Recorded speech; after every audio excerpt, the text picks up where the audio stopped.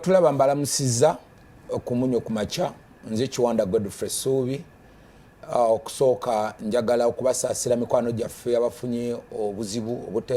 obutebereka abafiiriddwa abalwaziza tubateeka mikono gya Katonda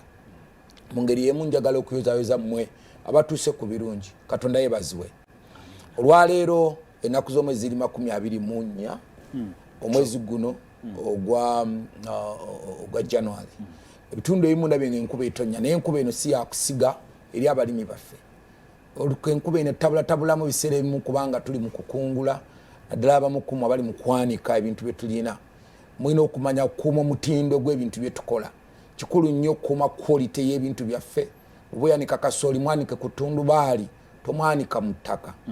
ate mukongole bulungi kubanga mumanyi nti tulina bakasitoma abatugulako ebintu ebyo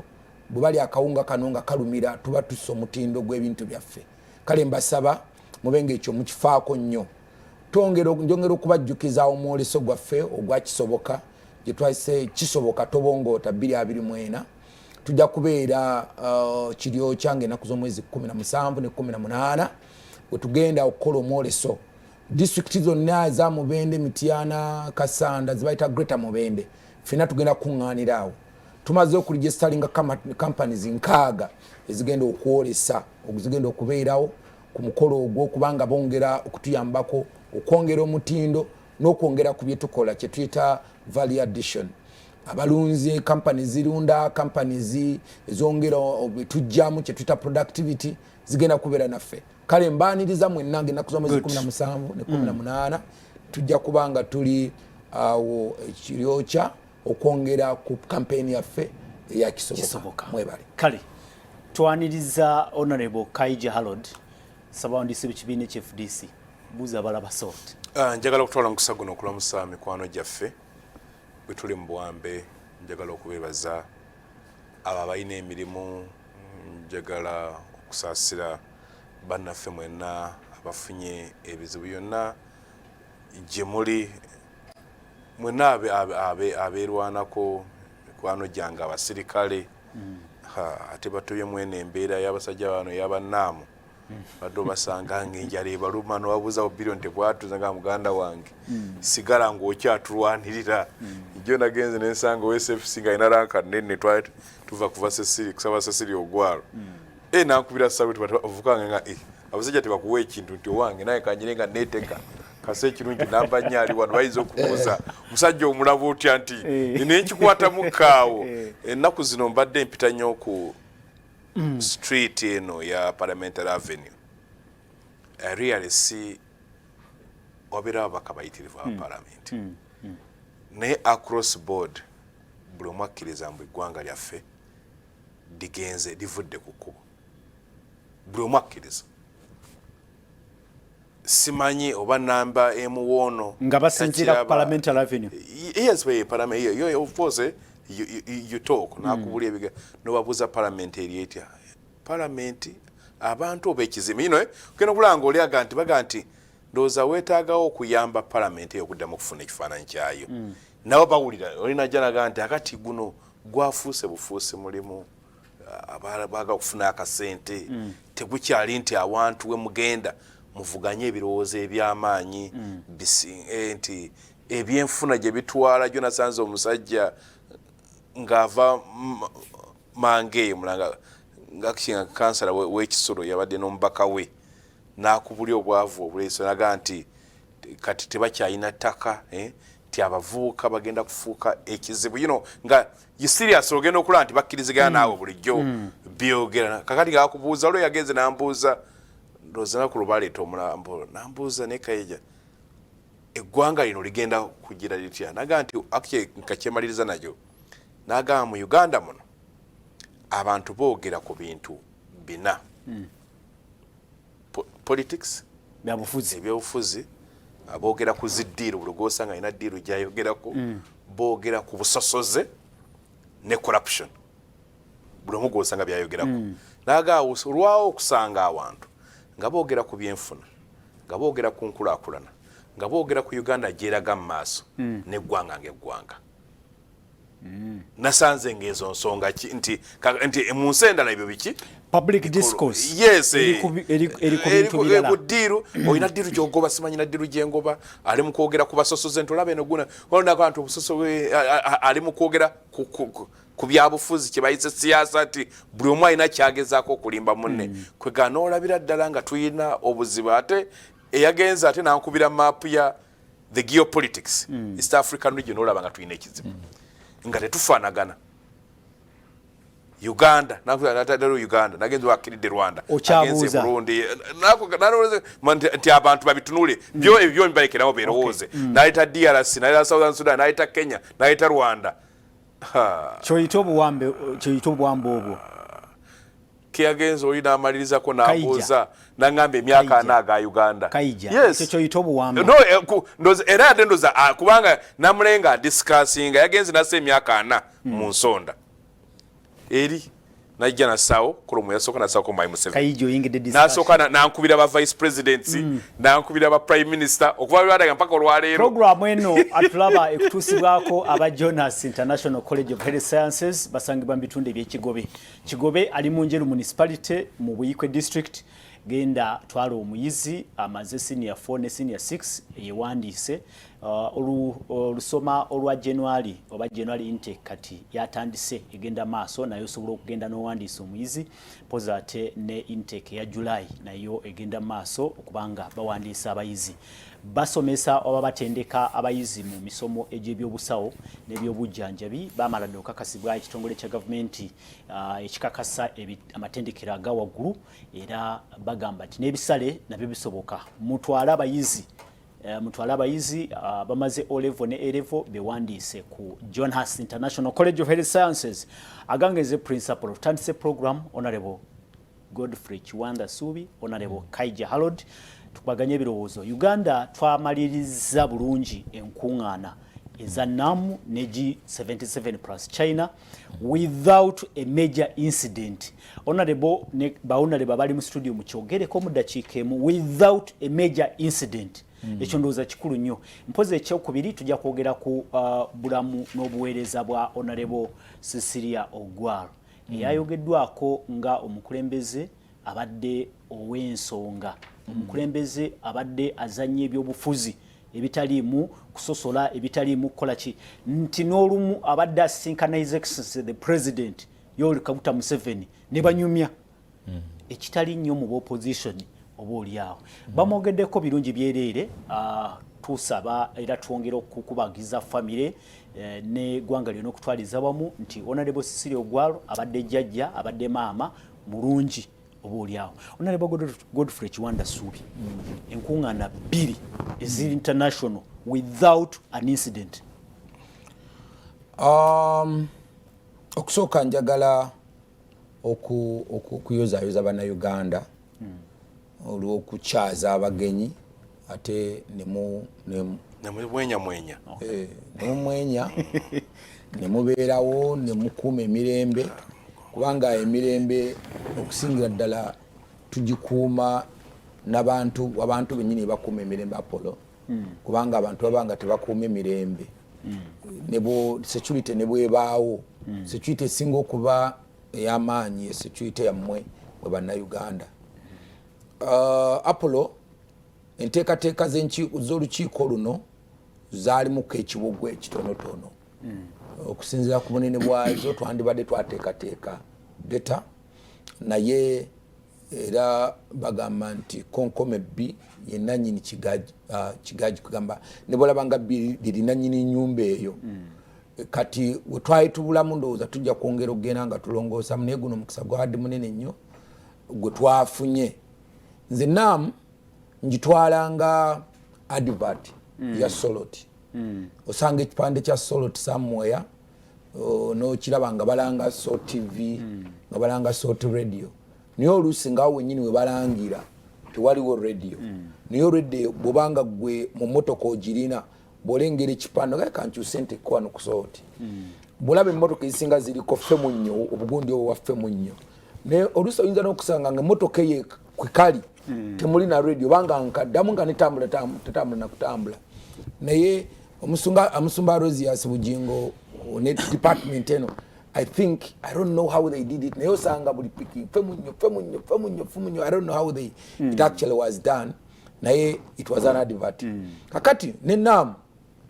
yatukoledde bukozi kibaita advertisement. Ng'eggwanga. Nti waliwo eggwanga libayita Uganda. Eggwanga lino lirina ebyobulambuzi. Eggwanga lino lirina abantu abalungi. Eggwanga lirina abantu abaniriza abagenyi. Eggwanga lirina omusano ogulimala. Eggwanga netufuna that limelight. However, bw'omala okufuna advert, you must keep the product proper. Olina okuba nti advert gye bakuwadde oba ya Coca-Cola oba advert ya kisoboka nga bwe njikola tulina omwoleso. Kati omwoleso ogwo gulina okuba guli up to the standard gy'oyogererako. Kati tulina okuba nti abantu ababadde wano ku NAM standard gye twayogeddeko mu ddembe ly'obuntu mu nguudo ze baalabyeko nga zabadde ennungi zagenda okunywa ate olunaku lumu aleme kukomawo wano ate bamuyisaga nti yeno Uganda gye nalaba olunaku olumu nali resident commission e Karamoja nengenda okulambula NADS twali twagaba embizi eyo Karapata Kathire Kapedo mu sub counties ze Kabongo kati mba ngenzeeyo tugenze okulambula omusajja omu mba nvaayo nga tumaze okulambula nda embizi naye bizi bwali bulwana kumbe mba nvaayo omusirikale wange yeerabidde akakofiira ko twali tutudde tutuula twakasimbula omusirikale aŋŋamba nti afande ayimiriza banne nirabidde enkofiira nga Karamoja tumanyi nti bw'afuna ekyambalo kyonna ayinza okukikozesa obubi bw'anaafuna akakofiira ako oyinza okwegiza nga bakagenze ne bakaradingza ne bakolaki tukyuka tugenda okukyuka okuddayo ng'obubizi bwonna bwe twasanze mu kayumba butuyitako speed bwe budduka bwe bugenda yali abukuŋŋaanyiza mu babimiriraano yakuŋŋaanya mu bemiriraano ateekawo impression nti ewuwe mulungi wa NADS kati kitegeeza nti already nikimulabisa kati abawala batukyaliranga nga tukyali ku university yo mu ngeri y'emu era oyagala okwewaana n'ogende wa KAIJA naye binika yapafono n'okola otya n'okuŋŋaanya naye ekyomutawaana singa omuwala yatuukanga ku Mary Stewart ffe twabeeranga mu Lumumba n'akomawo Vero Yasulanga Mary Stewart n'akomawo andabe n'asanga nga buli kintu ekibaddewo bulangiti gye mbadde neeyazise ufa gye mbaddewo buli kimu nga kizza mu lumenje mba kabaka so ogamba nti waliwo eddimu eddene eryokumaintaininga ekifaananyi kye twalaze butwanga twabayisiza mu luguudo lumu olulungi kati olunaku olumu lwe kali mutanda n'akola tan for example singa omugenyi akomawo asange nga bikyaliwo netwamulaga luli kubanga jjukira tajja ku lulwe tajja kugira mu sigwa omulagirira sigwa omubuulya w'alina okuyita atuuke namuŋŋoona mfo kyokulega gye bamuteeka ku Northern Bypass ayiteeka waliwo abagambye nti ebimuli bye mwasimba ebimu bitandise n'okuwotoka ayiteeka subi bwatuuka ekasubi namuŋŋoona awo agwa munyaga kiki kino nakyamyewa nti wano ewajja so kati standard gye twalaze then we must do everything okugimaintaininga otherwise bw'okola advertinga nnungi nnyo ate product netaba nnungi ekyo kiba tekikoze kuba advert ejja kuba short lived nga tuvuddeyo katono nga tutunudde ku byobufuzi waliwo abalowooza nti President Museveni ye yasinze okufuna mu kintu kino President Museveni atira ye Uganda yes well, how do you separate this because even the baton gibawadde gibamwadde nga chairman tebagimwadde nga Museveni bagimwadde nga president waliwo n'abadde bagamba nti President Museveni kisenge kye kigwa 2020 wa chairmanship ne bwava olwaleero addawo yabakirina yes the baton for NAM is for the president of Uganda so kakati boyogera President Museveni we are talking about the president of Uganda and this kino kyebawadde the baton was passed on to the president of Uganda so it is now upon us as Ugandans for now whether oli opposition oba waki okuuma ekifaananyi kyaffe ekyo so kakati kiri ekibuuzo kyewabuuzizza wagambe nti yes congratulations to Ugandans incident okubanti kubanga abakulembeze bano bonna abajja wano balina ababanoonya Kishekedi bwaba wano alina abalabe be Paul Kagame alina abalabe be Prime Minister wa ago n'amawanga golaba ne yandibadde nga president wayo tazze oba wa China oba wajjukira amawanga ago nagayika abaganoonya ate onkuŋŋaana zino zirangibwa abalabe basobola okukola obulabe ku bantu bano abamu si bannayuganda abamu si nabawano abalabe basobola okukola obulabe ku bantu bano abamu bajja nabo be basooka enaga nti balina delegation ye China egyogenda katugende tujje bakoleko ekintu egindi so njagala kukongratulatinga President Museveni and all the security agencies intelligence nebirabina nebitongole bina nemikwano gyaffe mwenna abakolaganidde awamu bannayuganda abasobodde okukyovola nti okugamba nti vaawo wano jawuka kiyosiki tebakikugamba lwokuba tebakwagala bodaboda tuyita kubanga lwabalabe basobola okukozesa ekyo ne bagikozesa nga camouflage okutuusa obulabe ku bantu bano ate ekyo ne kyonoona ekifaananyi ky'eggwanga lyaffe so nakyo nkyabadde bayingiza babagobya bakoze tewali yakikoze olw'ensonga yabadde ayagala so ekyo kyonna kyolaba kyo kye bakoze kyekyavuddemu olwa ekyo Apollo kyowulira Uganda agamba nti wow kino kibeera without an incident. Congratulations to Uganda, congratulations to Ugandans, congratulations President Museveni. Thank you. Because you've actually given us a chirabo ekisingo bulungi ngeggwanga otutunzo okutuukawo. Now it's upon our generation nze ne mwami KAIJA even the young generation before us okuba tukuuma standard eyo even beyond. Sirowooza kuba KAIJA ali naawe ndoza kyetufunyemu ekikulu mu submission ya Honorable Godfrey Kiwanda Suubi kyekyokuba nti abakwatibwako ensonga eno kino mukyongereyo temulowooza nti kati enkuŋŋaana ziwedde bannayuganda waakiri abasigadde nga bemulugunya balabe nga oluguudo olwo lwazimbiddwa mu biseera bino lukuumibwa waakiri lusigalewo lubatambuza emyaka 2-3 n'ebimula ebyo ate tebifa bufi enkeera ne tugenda okuyitayo nga bogambye omugenyi nakoma sirugudo olwo ka Apollo naye jjukira nti baye tujja nkajale this was a guided tour a guided tour omuyisa awuka wagambye toyiteno nekye nga nti onako olumu omuntu ono agenda kumawo nayita eno mu kisenyi yes nga ye waayagala waayina okuyita kuba kyalidde eggwanga. Honorable KAIJA without a major incident tubadde n'abakulembeze b'ensi ezisoba mu 20 nga bali wano ewaffe. Oyogedde nga isn't it an achievement? Isn't it? Oyogedde nga sadist. Oh. Ekikolooza nga oyina kyewali osuubira kyotaalabye. Nedda. Apparently Siranko International Conference ebaddeko ekyo kyoyinza okuwoozawo nti there's an incident an international conference ekyo sikiranko history ina gwensomye abantu batafuna bizibu nebibeera kanga ali wammwe naye nga tekiri rare abantu okujja balumbira gibagenza okukyala babalumbira mu kkubo nga bwolaba Habyarimana oba kuba ennyonyi naye nga mu lukiiko bakoze eki bavuddeyo it's rare wali badde otunuulira lukiiko kinga bwolana olwali nti lwawedde bw'obuuza munnayuganda owa bulijjo tamanyi kyakoze eki kyabadde wano abojjo duulya nga balufiiringa be babadde ne zibodaboda stages zibaawumuza be bantu abalina bu bizinesi bwabwe bwe bakola ki bwe baggala be bafa abaakisesinga northern bypass be bastopinga nga obudde ddala nga buyitirivu n'owulira nti that money hour obudde bwofiiriddwa byosinga okola by the bisinga okuvaayo mpulidde wano nga tuyingira wano oli agezi n'agamba nti nga baba bilioni 2 okutunda ekintu abantu bakitegeere olaba abantu olwayo nakati kyo gamba kyagikola ki bakyajyogerako ne naama I want tell you munaku ntono egenda kola kyo kujja ekiyinza okuvaayo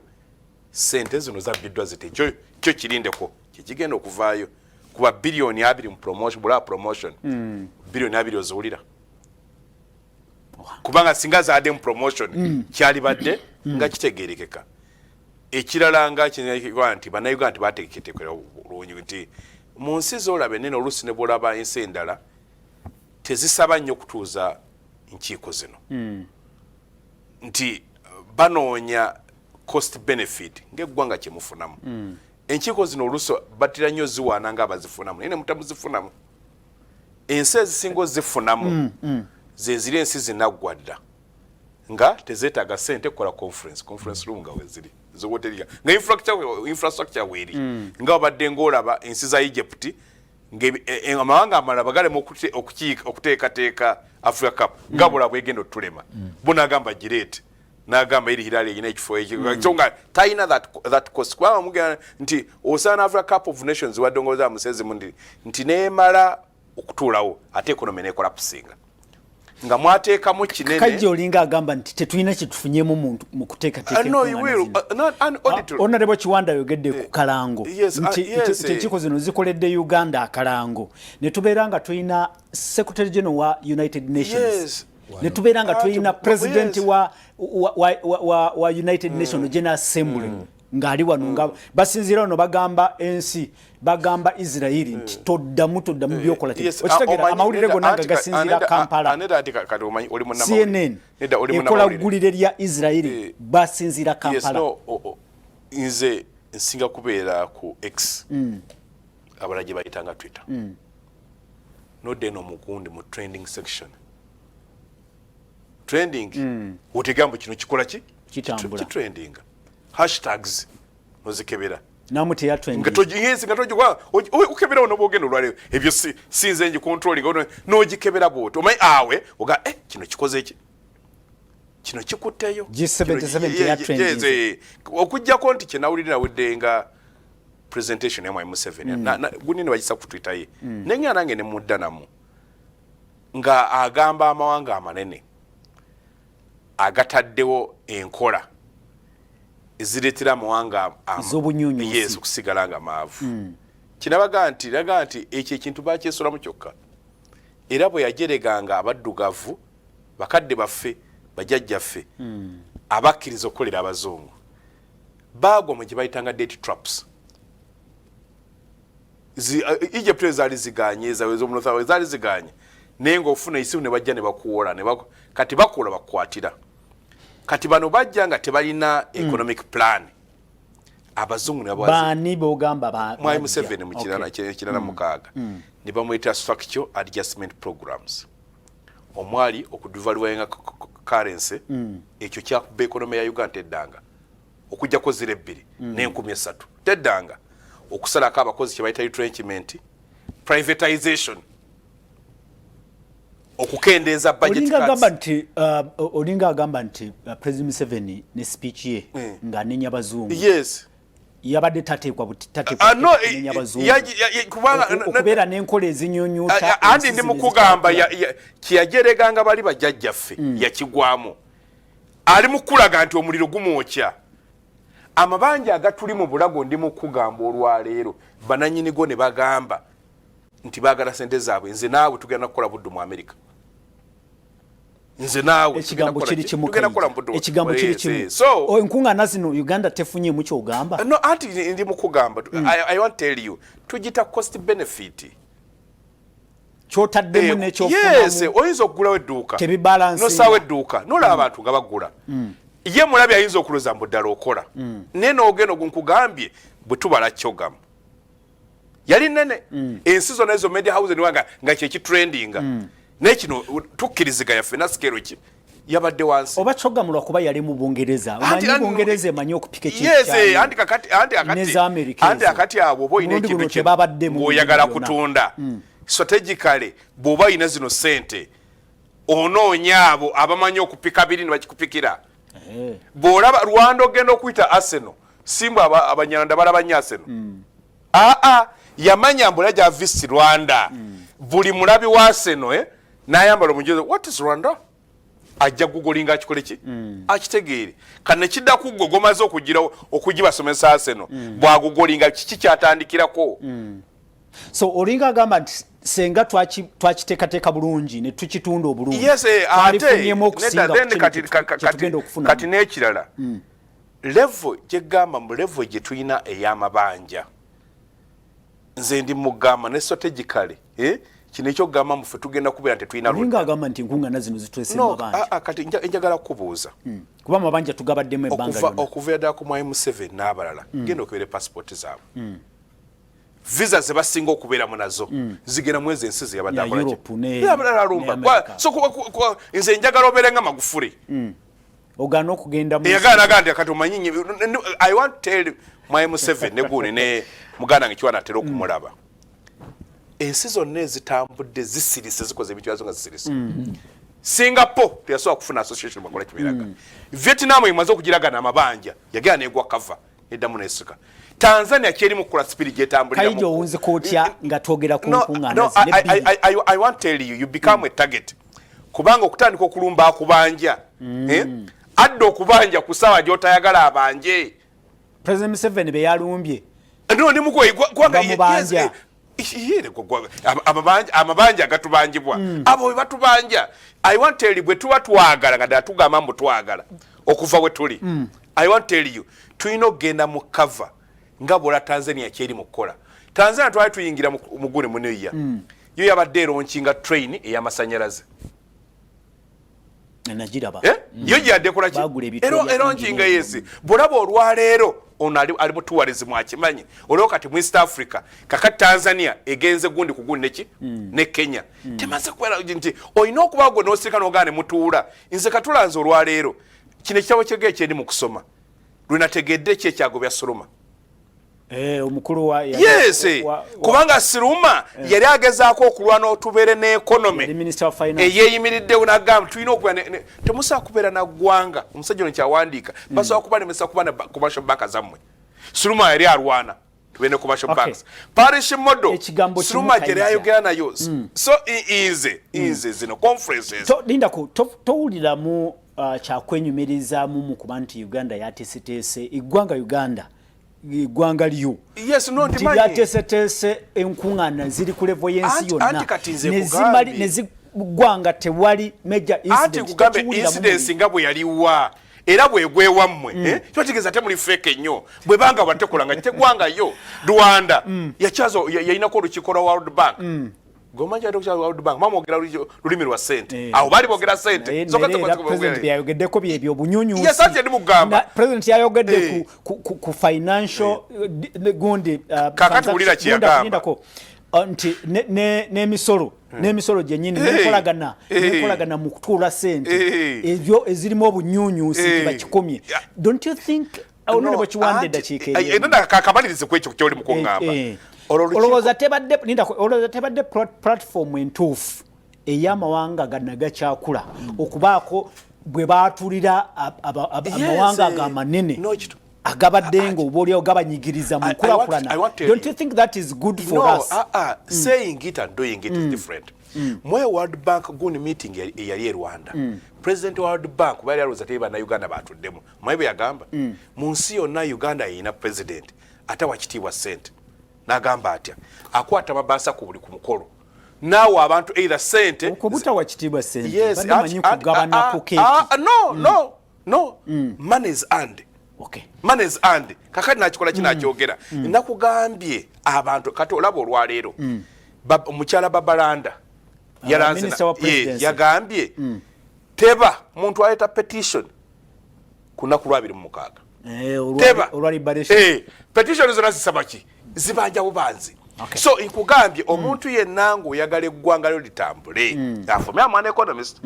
mutula wansi ne mbako ne conference mutula mwenga banansi gamba kike twagala wano twatuukawo tutya tuvaawo tutya we are not doing it era ndi mukugamba genda parliament bwedda mu week ejja bagenda kugamba mbwera tugenda kwewola gobe okukabaringa parliament era olwe mala weeks biringa tebewoze bani abawola kakati bwosigala awola omugamba tompa ndi muga conditions zizino boyina okutula wansi walinga wamukola negotiation yes anti gwobukiriza anti bwobugana Honorable Godfrey Chwanda Subi mudakiike mu 2 tunzike nsonge kyoyanukula kyekya KAIJA KAIJA agamba nti ne kyetwandibadde tufunamu nkungana bweziti nakyo era twakidibaze ayogedde ku speech ya His Excellency the President President n'abeera nga baatakinga ate be bamubanja kati kisooka ekigambo kino ekyebbanja mwami KAIJA kyesibyeko nnyo. But you cannot mention one country in the whole world itaina banja. Yeah, ne US, ne China. Actually China banja US. Zaita okubanga US ku threshold baina kibaita GDP. Mu nkola ya economics. Bagatebye bugagga byamwe byonnange gwanga. Nabagamba naye bwe mba mwewola. Temola kusuka 50% kubye bugwagge biri mu gwanga mawanga gonna that the threshold eri ku mawanga gonna of course agamugaga ita kunga US eri mu 250%. as of now. Uganda tutunoweza tuli ku 46% ku sente zetukirizibwa okwewola bagamba tuli mu 47 49. Yes, naye era point eri tunatuuka atabala bagamba tuli ku 51. Amawanga agasinga gesagana kwogera bonga balirano bali mu 70 bala bali mu 80. Actually Kenya ku mulirano. Yes, amawanga so siboyogera ku nsonga y'amabanja tetugeregeranyizibwa mba namba lujega ate olonga batasobola kuwola bali obubye nnyo ate olonga batasobola kuwola nga tosimba capacity kuba banga toyina capacity esasula omuntu enagulya nti Apollo bakuwola kitegezo ina capacity ekola ki esasula omuntu ayina hope tojja kuzisasula stability ya wano na bikine bigena mu maaso bitusobozesa okwewola sente problem oluse bamu Apollo eriemu ze deals oluse zibeere mabegeyo naye ng'okuba nti mwewoze sente okwaka ebintu byemukola any country do this era abantu balowooza nti banja lino bwe baligabanya ate oligabanyizaaki kuba nti bw'ogabanya ebbanja bagamba buli Uganda abanjibwa miliyoni ziri 3 the same to me if you bw'ogenda leero wa mami KAIJA ng'azimba n'eyakazaalibwa yes KAIJA aba azimba enju eka tulina wetuzimba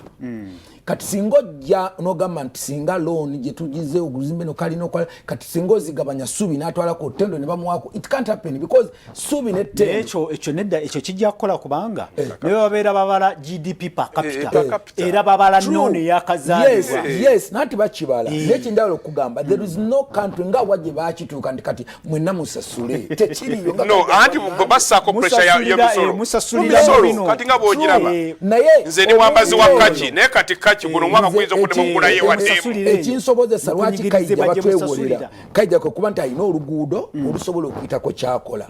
and that is okay kati nze kyensaba kiri kimu KAIJA amabanja tegajja kuggwayo wabula kyetwetaaga kiri kimu tambanja gano bwe gaba gazze tugakozese bulungi okuteekawo infrastructure eyamba bannayuganda okukola sente basobola okukola then tusasule kibuzo kiri nti babawadde mugakozeseza bulungi kakati tulyoke tubeere n'essuubi nti banaabawo amalala agambe ekyo kyalona ku lulala that can be for another ng'okunaaza mu ngalo kunaba mu ngalo nkuganda nze I worked in Karamoja a very long time ng'okuva wano n'otandika Tirinyi road obeera ku nfuufu n'otandika Muyembe n'ogenda na Kapiripiriti n'ogenda mu Moroto olwaleero bwe mba ngenda e Kabongo the only kilometers zenvuga nga za Maramu is from Moroto to Kotido to Kabong, which is like 250 kilometers. Last time before, yes, bagamba cost benefit. Kakati awo kyetaaga ekyo kyetaaga okukunga abantu fefe nyini kyeva KAIJA kyatandikiddeko and I don't know why ate kyatandikiddeko kyahetinga anjukiza olunaku lw'omuntu yagenda mu restaurant n'agamba temumpe embuzi ngate mbuzi yatajagala eroli bwe amwana ye weyita yaleta mbuzi tipuleta nagaje sagala kati KAIJA ate kyatayagala kyatandika nti banange abantu besibe mu politics yeka twandibaye twogera ku about economics no kuyamba abantu but that's exactly naye kyatandikideko nti abantu bali mu byakusosola byaki anyway the point is the debts tezijja kugwawo kati gwe Munnayuganda ndaba olwaleero kwe kumanya nti naawe bw'obanga toyina kyokozeseza infrastructure development ezzewo nga togikozeseza bulungi oba otuliddemu olukwe kubanga ebbanja eryo twalyewola okuteekawo nga tuwunzika kino kuba KAIJA ebadde ye bone of contention gundi eno agamba nti platform twabadde nayo naye tetwagikozeseza bulungi gw'olaba nga twakozeseza bulungi platform eno kale kakati olwaleero I'm very happy at least mujja ku point emu by last program ega platform teri niyo olwaleero secretary general wange akkiriza nti platform yabaddewo so I want to congratulate him kati akkiriza nti platform yabaddewo kakati na government platform ena actually ati twagikozesa bulungi nnyo kubanga bayogera ku statement ya president yagambye pa president yagambye naganne y'amawanga gano tulekeraawo okubeera nga tulina kye bayita lip service twogera wano biki nate bwe tukeene tweryamu olukwe for economics naga nti KAIJA okubeera obulungi oba Kenya okubeera obulungi ne Uganda okubeera obulungi Uganda kigikozesaawa lwaki temutuwagira ffena nitubokke actually kyadayogerako yabadde ategeeza amawanga gali okuba nti tegafaayo okugano agakyakula lwaki mulowooza kutuwola lwaki mulowooza ku aid instead of trade that was his point yayogedde ku trade yayogedde ku production ng'amaanyi nagamba nti let's deal into production, let's deal into Lwaki toyamba wava muno nasigala nga ayimiridde. Kakati ekyo statement ngeyo. Lwaki toyamba biyinzi kanasigala nga ayimiridde. Lwaki ogoba ogamba bali na wano kati wanewo kikoze kakati apo nawe yamba dakajoza moderator taina kuba musiru moderator taina kuba mugezi moderator abanga tija kaijaze no omutisa ogamba abazungu nafe wano nabo tisibe enkanya yes gwoli mu enkanya mu boboga batax holiday buli omazi funa kakati newe kati nzikiriza timukiriza nti the statement was not bad. Okay. The statement yo kugamba kubali nzikiriza that is another step I've achieved. Timukiriza kati muga ntoke oboli ogibagambeko na wano chikole. That is okay. Kubanga chikulu nyo n'okwagira ba local investors bafenene ba local investors abamu abatulaba umuntu ukosa bemisa nze wenabira ministry of tourism twatekawo musoro twatekawo twatekawo etteeka nga buli muntu yenaleta ebintu bigenda mu hotel tajiwa ko musoro niye mu hotel ojemmanyo obulungi ngerete ebintu under their name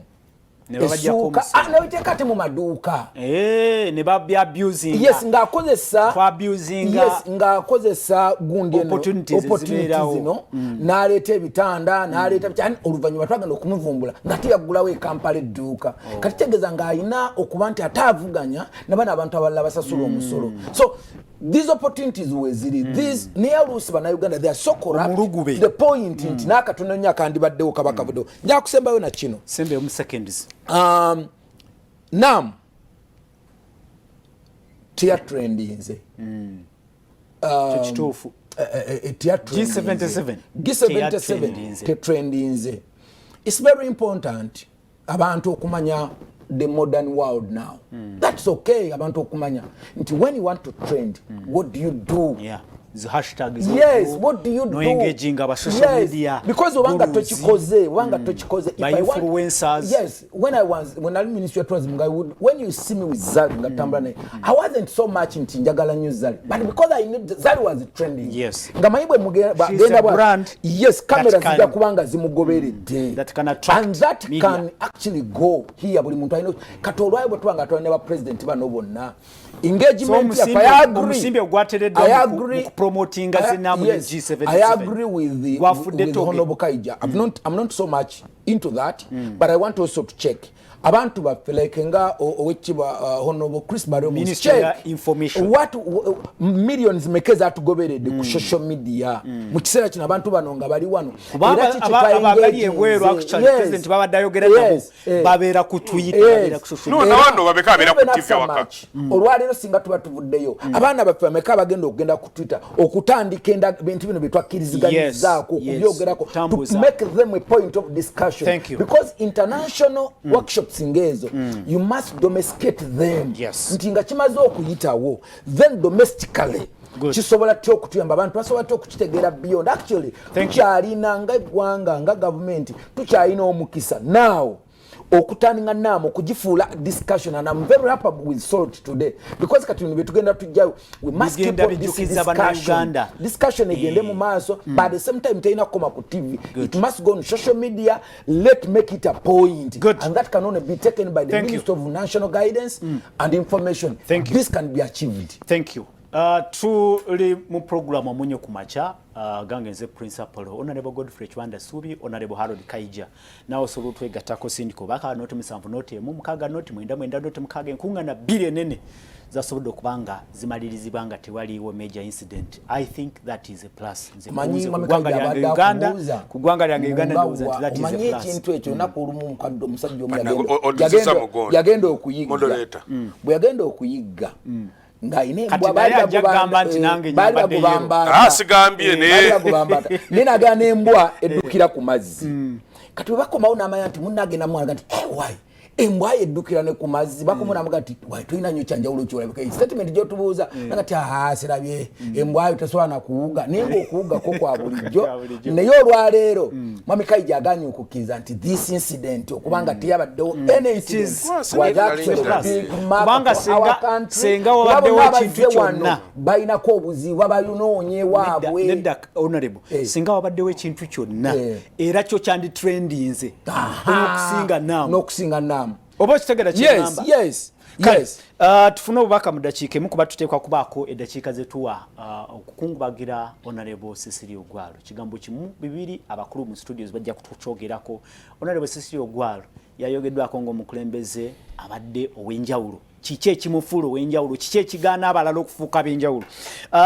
Morning, for me what I think is that during and after these summits, both NAM and G77 plus China, the problem of ADF was solved. This is Sembus Ivan from Karerwe. Yagamba ntubuulya problem bagisolvinga tetugisolvinganga ndowooza Katonda era yatuyambye naffe ne tweyamba ebyokwerinda ne bakola kye bakoze omulimu mulungi nze ndowooza. I think his point was that nti ADF allows nti omukukyala kw'abana abantu according to that message allows nti Uganda yafunye amaanyi agamala okulwanyisa ADF. Twayongeddemu ku maanyi. Okay. Onagamba nti mukulu Apollo webale kuweereza n'abakulu abo kitalo nnyo okufiirwa Honorable Cecilia Ogwal tufiiriddwa nnyo mu nabyabufuzi omugundiivu. Nze siwagirangako kuva mu mugendo kudda mu bibiina ebingi olw'ensonga tufiirwa abantu abalimu omuzinzi okuweereza mu gavumenti olw'enjawukana z'ebyobufuzi. Message mpanvu naye ye John Mary okuva e Kawanda. Ye John Mary tweyanze nnyo tweyanzeeke John Mary okuva e Kawanda. Okay, message yine endala agamba nti mwasize muti Apollo nze Kerojo okuva e Katwe Kabatolo Town Council Kasese bananga okukyaza enkungaana ezo ebbiri si kintu kyangu era nsiima nnyo eggwanga Uganda okubanga tusobodde okubanga tukolawo ekityo n'okusingira ddala President Yoweri Museveni. Kale tuyanzege wabali munonga tusiima Apollo abagenyi n'abalamusi Honorable Kiwanda yebale kukola emirimu ya pate yitu. Okay. Ono ye Ishabalongo kuruga Kisanga Seru Nyamamba Division Kasese Municipality. Onagamba nti Apollo, this was a raw deal. Ugandans have lost colossal sums of money to a few rich men like Sudil. Why always Sudil hosting Ugandan events always? Ye Wanyanka Sam. Olwakadde ndowooza katubawe eddakiika bakulu. Tulina eddakiika ziringa 8. Honorable KAIJA gobo osooka. Kyekifuula Honorable Cecilia Ogwal omukulembeze ow'enjawulo mmwe obaolyawo abasinga kye mutalina. Njagala okutwala omukisa guno okungubagira mukwano gwange maama wange Imat Cecilia Ogwal. Ffe tumuyita Honorable, tumuyita omukadde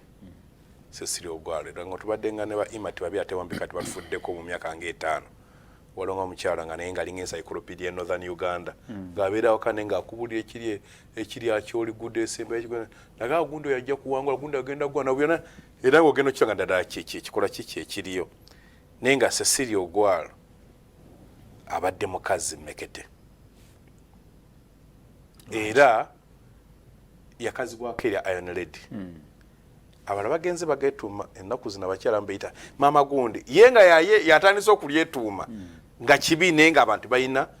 okulikutuuma. Ekiseera kyasinza okujjako okunuma nga ntandika njagala kitegeeza Kiwanda loza abenaale mufuuse nga Walumbe yatwala abalungi n'ababi. Cecilia si weenaalemu naye deliberately baganye aba opposition mu morning mu programu zonna jo mu church baduzinga teri nogama nota wa FDC nota wa UPC ku morninga waligaseko ne DP okumoninga Cecilia ne mumufuula owa NRM kubanga abantu bamwagadde ne mumumba wambako kati ne mbafuula balabi nalabye leader of opposition mu church yabaddemu Honorable George yayogedde yabaddemu mu church speeches yayogedde Joe Sonyonyi wa NUP siwache FDC oh bamubye ku FDC yes Cecilia Ogwal family ze ziri bbiri abantu abakulu ajaga Cecilia Ogwal wa UPC abajja nti that is her ekintu ekyo kyanumye ne kirangamba bwe tuba tuli nti tetusobola kwogera kuolanya era zinagambya abantu bannenga gano government ng'ekyaliwo ne mu parliament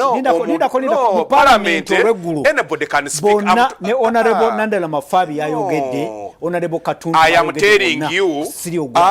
ndi mukugamba nga bagebe program nti bali awakabano boogere bali mu church boogere mpozi ngoyogera mu church nenze sirowooza nti baganye no who should organize nalabye n'aba UPC ngoli fair no ngoli fair n'aba UPC nga bamwogerako no who should organize no okuva lwe balangiride who must be the same olaba n'ogaana na FDC okuva lwe balangiride official body n'ogaana manazago nawe n'ogaana na FDC omusake gundi bamuganye okumusako bendera ya FDC mpozi bendera no kigana bamutadeko bendera ya Uganda no ndi mukugamba yabadeko bendera ya Uganda atukata mu parliament anti yabadde member wa parliament ndi mukugamba twice I have signed her papers ya NFDC ni UPC twice atatu tabera nko parliament nga UPC tabera nko kinja kiwe kuba tiwali parties yajira chenda mwena no party sponsors I sponsored her mu CA yali I sponsored her Cecilia lwaki totuyita okubeera kuorganize ozimazeeyo kumpizo neza kiwanda muyo kawunzi kaba yes you know that was not fair it is bad temuli muki bwenkanya Cecilia Ogwal tabadde jino gwanza abadde mukwano gwange ka Cecilia Ogwal asobola okuweereza ka WhatsApp naga kino kyoyogedde kikyamu kibi nago ya maisani jangu keeka tuogere Cecilia Ogwal yayatika nnyo munadamu si ekwaza Cecilia Ogwal yesima mu kinana yesima kwa Miss Uganda ntabuwangula kutereza record yali runners up najja nagenda nayingira UPC mu kinana ne yesimbawo nawangulwa akalu namu obwa assistant secretary general ngadia ruliza kironda najja mu CA kati bwajja mu CA nabera n'ensonga ya federal yakwatire nnyo nabera n'ensonga y'ettaka ensonga ya multipartyism Cecilia nabera wakati mu basajja baita Dick Nyai kulepa nti olwale abadde omukazi nga tomutunulyamba omuyambeko ng'omukazi ene bambi bam blackmailing mu 96 honorable nede mbozi tezigenda kugwayo honorable Godfrey tanzikiriza secretary general ande kadi oneda ande akati ayagala kuli obudde bano bafunye omukisa chenjagalo gama ekimufundo wenjawulo kyosobola omwogerako kyokka no kati chenjagalo gama KAIJA nti parliamentary speech is more important than bazigenda ne kwanza kigenda kwanza lisono record ebyo biri ku church bya naye parliamentary Hansard senior FDC people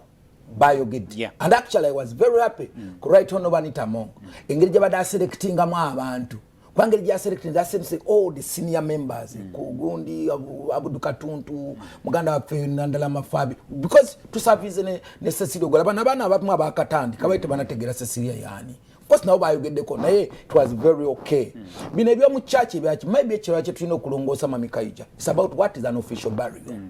official burial what are the composition of official burial bwanga enebeerawo because omuntu ono tumusendinga off as a Ugandan I don't want it as a Ugandan national leader as a national chovola batutekako national flag yes kakati mu kigambo kimu Cecilia kunzikamu Cecilia Ogwal yali omukazi yamatira who was kugamba obatukiite tekaije muntu kega muntu atachawanga nti even when nga nobona musanga nga ayogana ne president Museveni omutalowooza nti Cecilia agenze chemba ninjala okwebuuza nti yenga abadda sinkana president Museveni ne basanyuka namugwane mu kifuba nindako abamu ne batalowooza nga bwe boogera bulijjo nti aguliddwa anti Cecilia Ogwal abantu bamutegeera nti ne bw'omulaba nga ali ne president Museveni Cecilia Ogwal taisaawo kikye kati abantu bakutuuka ekisa ne bakutegeera bwe batyo ne bw'obeera musumba ne bakusanga nga oyina okyamye ku ssabo as long as bakutegeera nti bamanya ogenze kusaba ne bakusanga mu bbaala kati kiringa bw'osanga olayo musumba bugenda n'omusanga ng'ayimba mu kivulu olukiba kizibu nnyo okoza nti yagenze kunyama tosobola kirowoozaako because wamumanya nti ekyo takikola so kakati nze kyenjala kugamba ekyokuyiga